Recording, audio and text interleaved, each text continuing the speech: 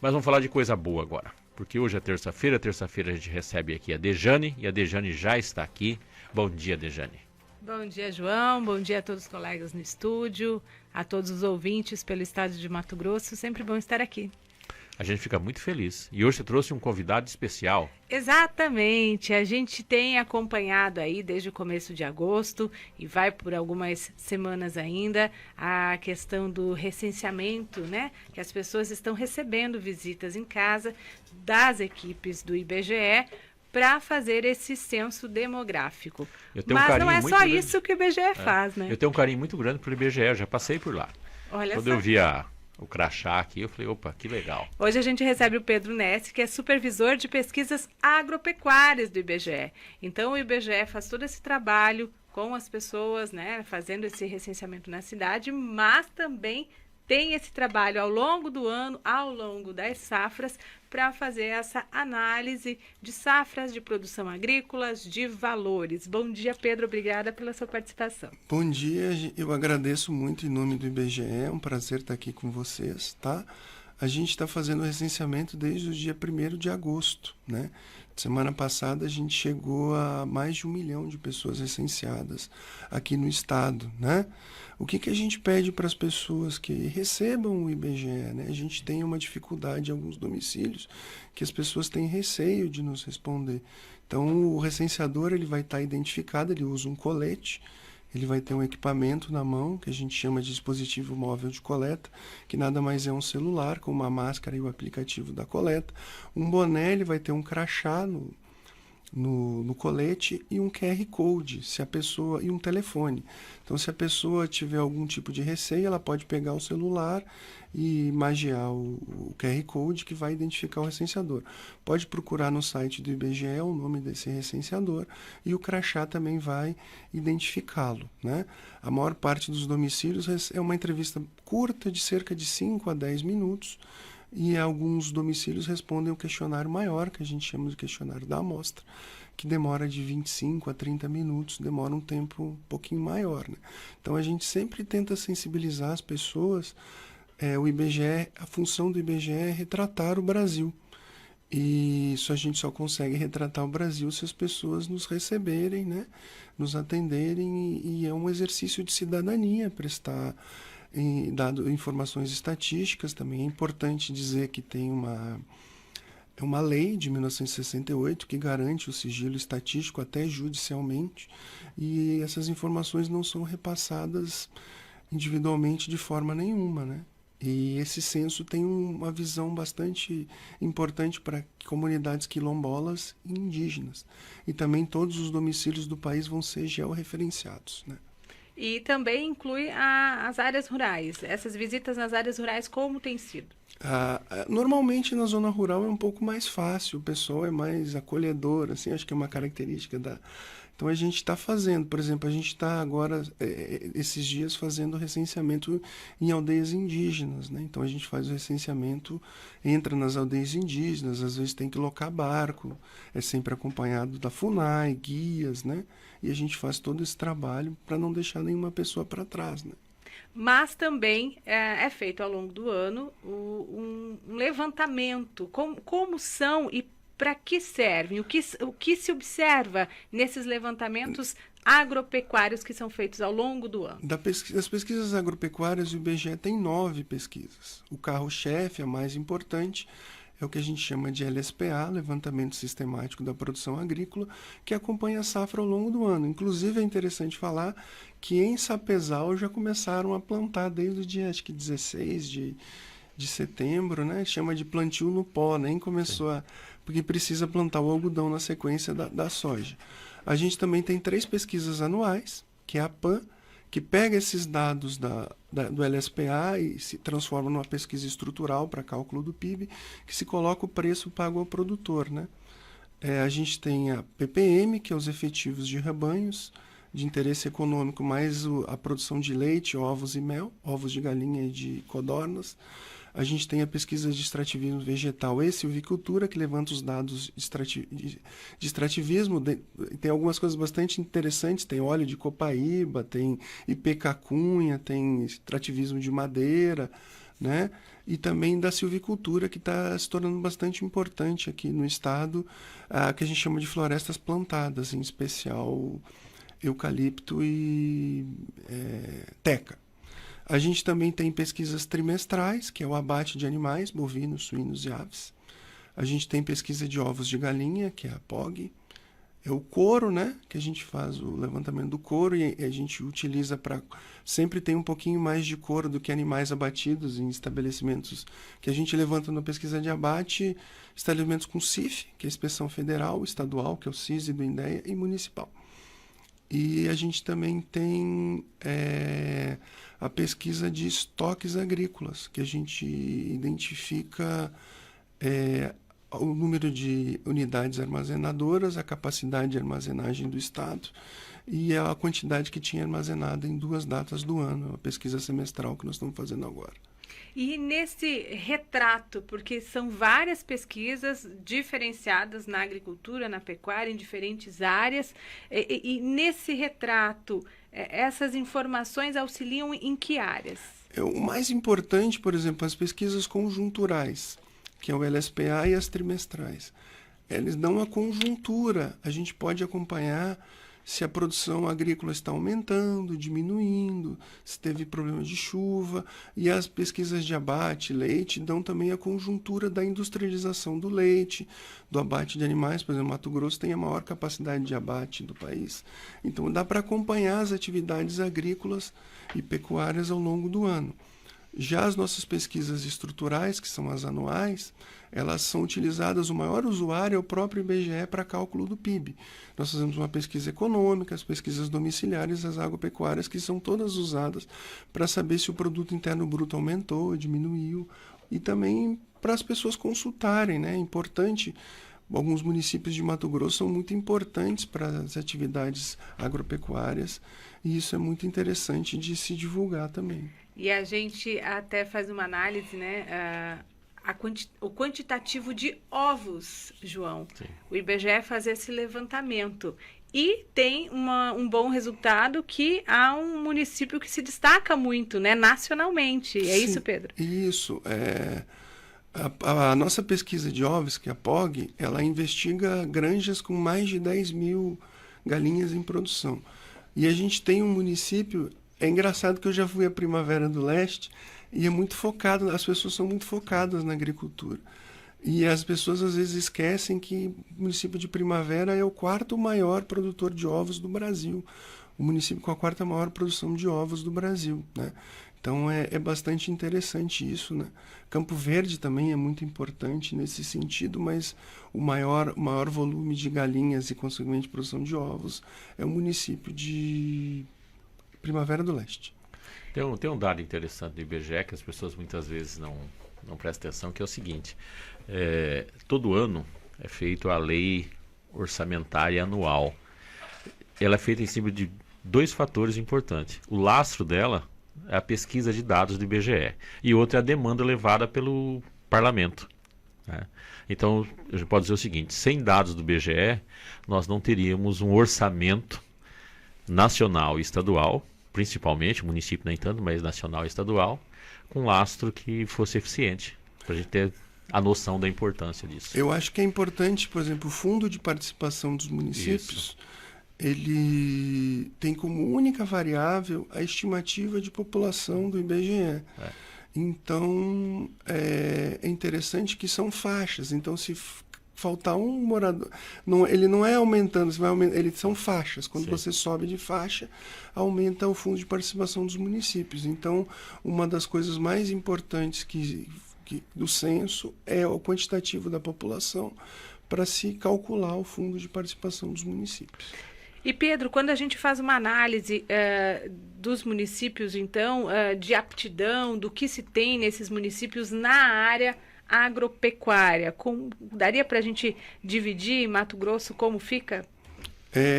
Mato Grosso ele tem 1/3 da produção de soja do país, uns 23 e 25% da produção de milho e 60% da produção de algodão. Além disso, o Mato Grosso tem o maior rebanho bovinos do país, quase 15% do total. E nós temos um rebanho de suínos e aves, de frangos e galinhas, que ele não é ainda sexto, sétimo lugar, mas ele tem crescido significativamente nos últimos anos, né? Mas o que mais se destaca aqui no Mato Grosso é soja, algodão, milho e bovinos, né? Cáceres ainda continua como Cáceres é o maior, do Mato Grosso é o maior maior. rebanho. Do Mato Grosso é o maior. Os do país é um município lá no Pará, 2 municípios no Pará, um Sim. deles é Marabá, e Corumbá tem uma extensão, Mato Grosso do Sul Sim. tem uma extensão. Mas aqui no Mato Grosso é Cáceres, Vila Bela e Juara. Cáceres e Vila Bela tem mais de 1 milhão de cabeças e Juara se aproxima disso. Então tem municípios bastante importantes nesse segmento. Mas a pecuária é algo que está presente em todos os municípios de Mato Sim, Grosso. quando a gente fez o censo agropecuário, a gente recenseou 119 mil estabelecimentos no estado e mais de 5 milhões no país. Na Bahia foi quase 900 mil estabelecimentos. E o interessante disso é que a gente usa o conceito de estabelecimento agropecuário. Então, os 119 mil estabelecimentos são que têm a produção para consumo, né, produção ou para venda, produção econômica.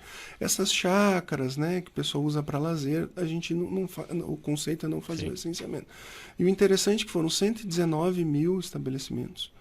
Mais de 90 mil têm bovinos, né? Sim. Mas o algodão não deu nem 300 estabelecimentos e a soja se aproximou de 8 mil estabelecimentos, né? Então a gente faz todo esse trabalho e são conceitos diferentes.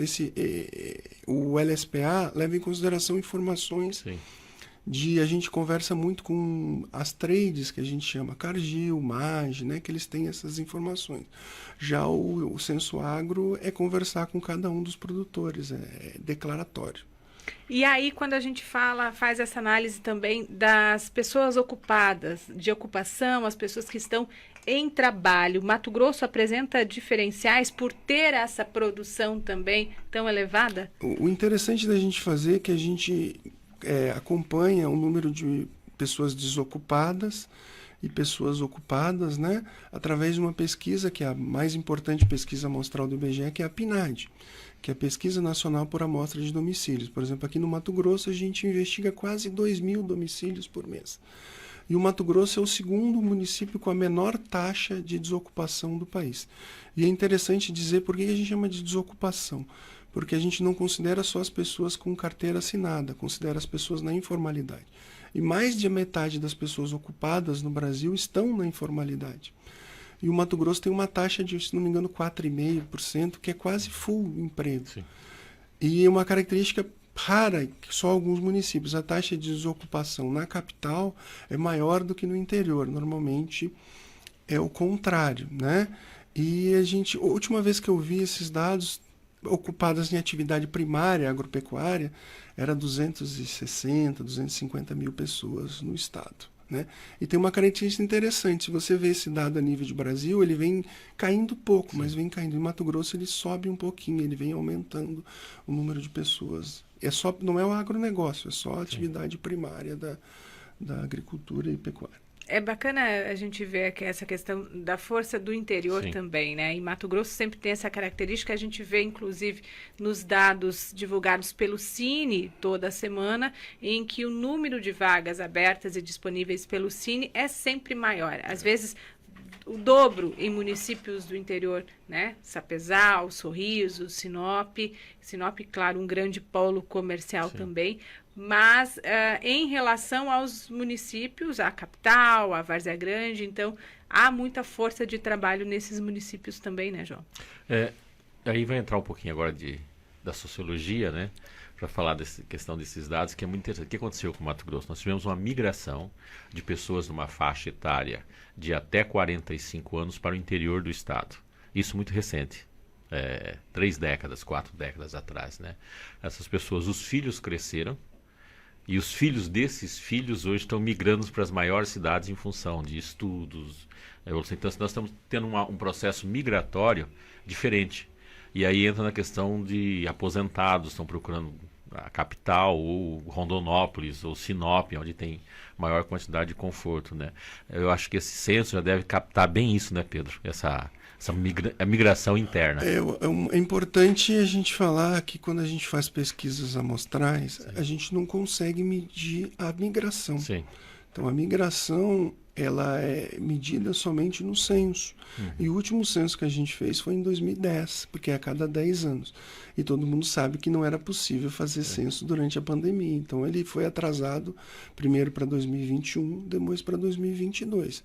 Então, esses fluxos migratórios, eles só podem ser medidos pelo IBGE numa pesquisa censitária. Por exemplo, a gente recebe algumas consultas no IBGE para saber o número de haitianos, sim, em Cuiabá, venezuelanos. A gente só vai saber disso através dos dados do censo. Aí uma questão séria, né? Que o censo no Brasil era para ser de 5 em 5 anos, né? Desde a sua criação, porque é um estado novo. Jogar 10 anos significa prejuízo, principalmente no setor público, que não tem os dados necessários para... A ideia é que se faça em ano 0 o censo, sim, em ano 5 a contagem de população, que é um questionário menor, é mais para contar as pessoas. Em especial, os municípios até a última faixa de FPM é 170 e pouco, de FPM é 170 e pouco mil pessoas. Então, a contagem é muito importante nesses municípios para balizar as faixas, né? Sim. Mas a última contagem populacional que nós fizemos, se não me engano, foi 2006 ou 2007. Faz tempo. E quando a gente fala de municípios, recentemente, na questão de produção agropecuária, foi divulgado também o valor de produção, que aí é o valor de tudo que sai do campo e é comercializado. Como é que se chega a esse valor? O valor da produção que o IBGE calcula é o preço pago ao produtor, se possível na propriedade. Então, ao longo dos anos, a gente tinha 3 municípios que eram muito importantes.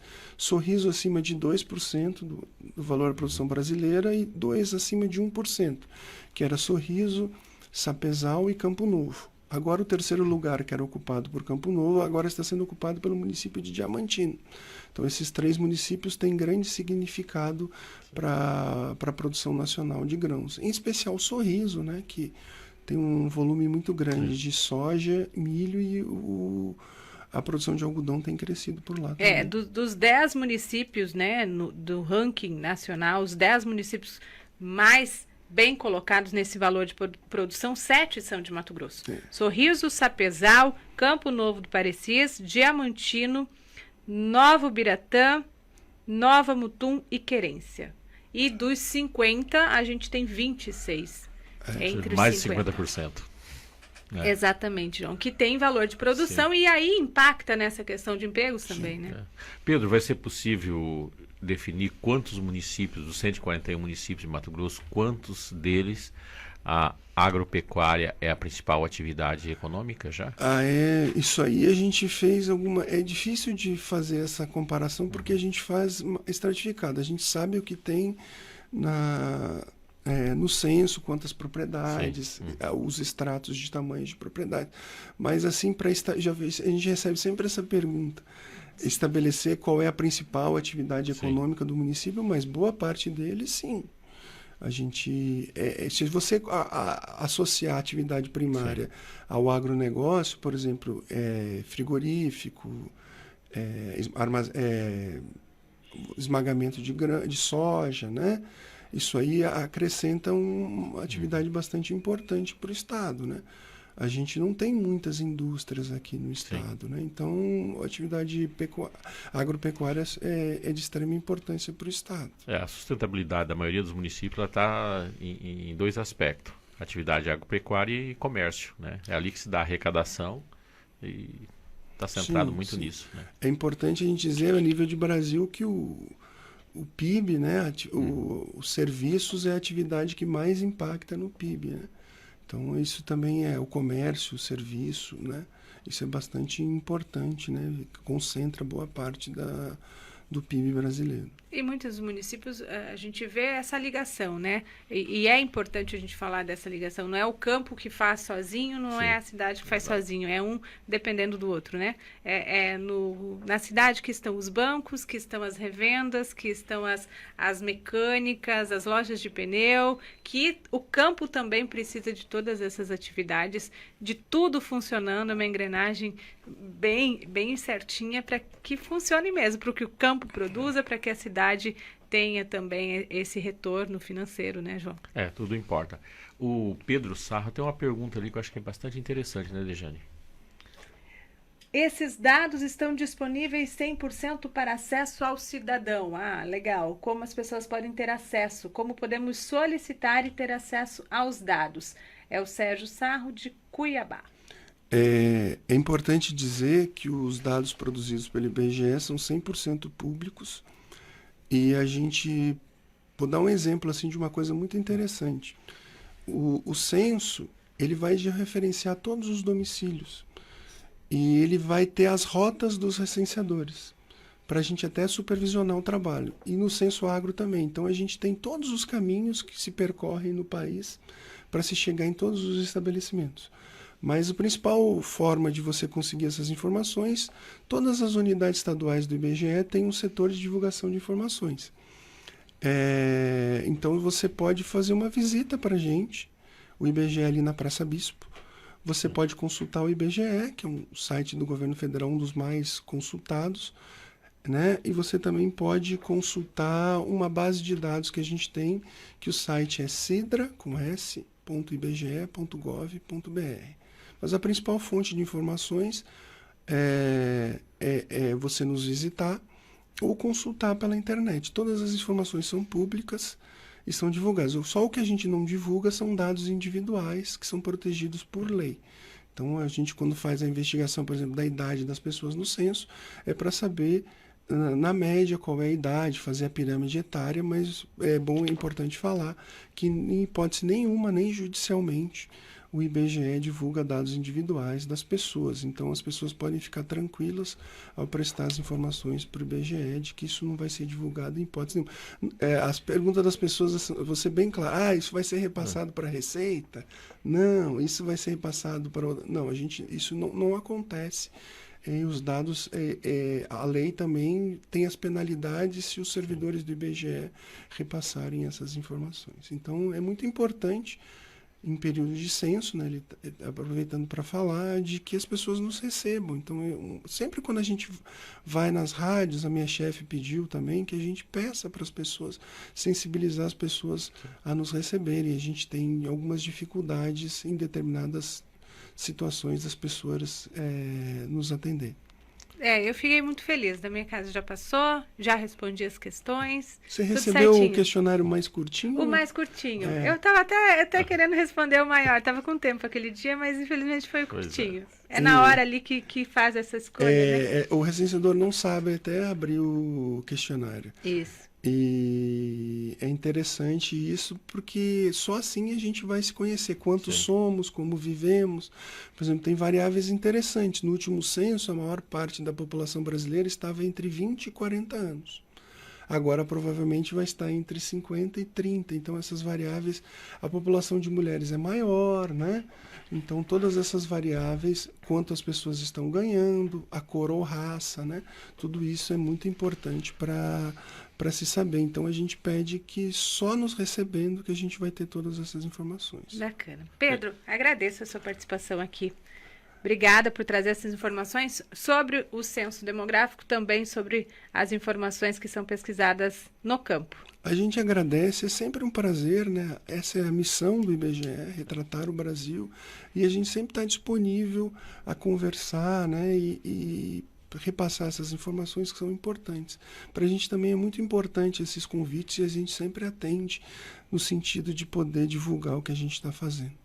Bacana. João? É isso, informações e o tempo passou correndo. 2 lembretinhos só, tá, gente? Eu tô falando de todos os censos, né? Quando você não responde o censo, você prejudica o seu município e seu estado. Lembrando disso, tá? Quando você foge dele. E o outro, nós estamos no período eleitoral para os políticos, né?